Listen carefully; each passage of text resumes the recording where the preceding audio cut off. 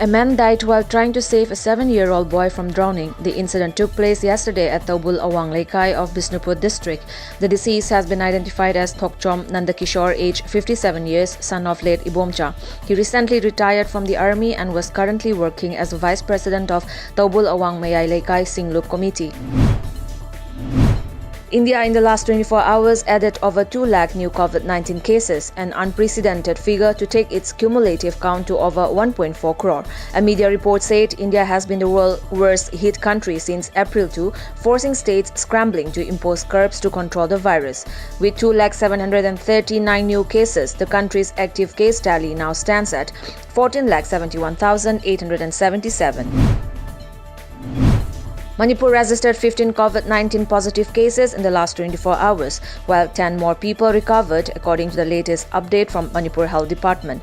No COVID-19 related deaths were reported in the same hours. The death toll remains at 376, while the cumulative positive tally has reached 29,579, stated a release from the Common COVID-19 Control Room.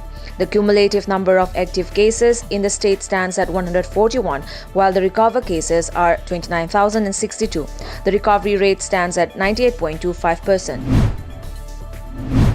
A team of Thoubal Police Commando under the overall supervision of Thoubal Superintendent of Police Dr. S. Ibomcha arrested 4 drug dealers along with suspected heroin weighing around 375.74 grams. A police report said the 4 drug peddlers were arrested at around 3:30 in the afternoon yesterday during frisking and checking at Wangbal Kongnang Makong along the National Highway 102.